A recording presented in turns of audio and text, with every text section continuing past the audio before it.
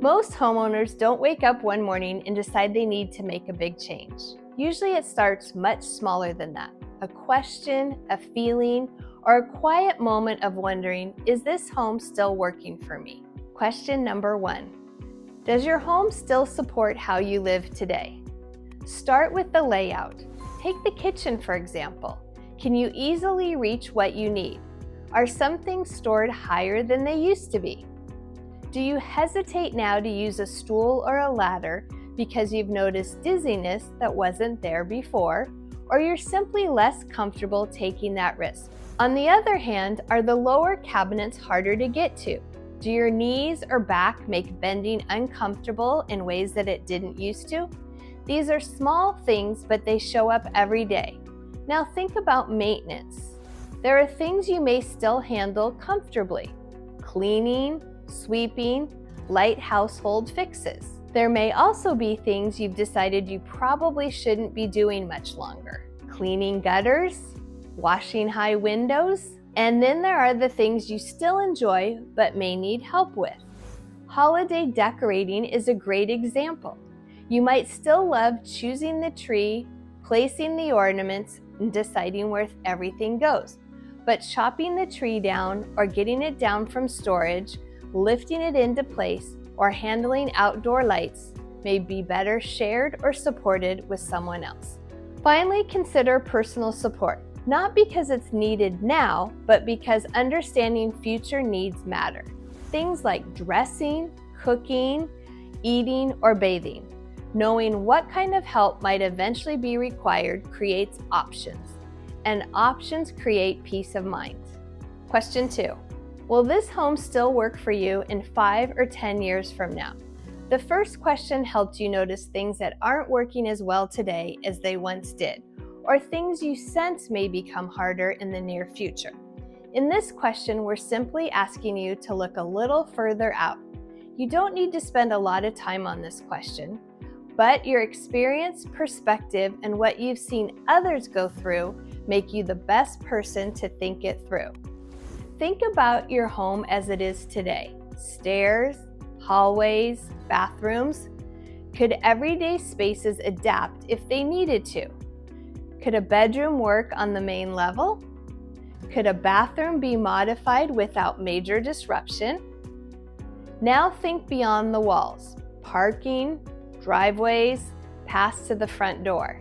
As we put a more detailed plan together, this information becomes useful. For example, consider remodeling a kitchen today, but with an understanding of what you may need 10 years from now. You can influence decisions that matter long-term while still enjoying the new kitchen in the short term. Consider how cabinet height and overall layout are important, but it's also worth considering clearances. Clearances that allow room for someone to walk beside you or accommodate a cane, a walker, or a wheelchair. These types of changes can extend how long the space works for you, but with a single investment with only minor updates later. Planning with that perspective allows changes to feel thoughtful, not reactive, and are often more cost-effective while also potentially increasing the value of your home. Question 3. How much time, energy, and attention does your home require from you?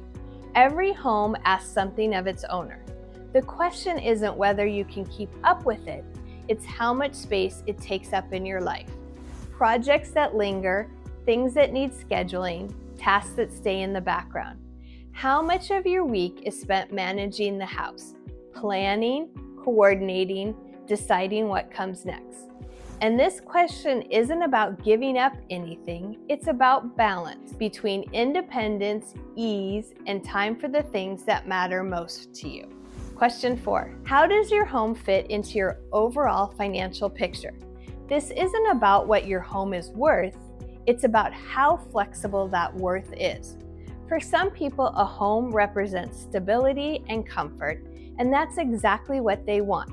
Traditional thinking often says the goal is to pay off your home in retirement, and in many ways that is wise, but it also can be limiting.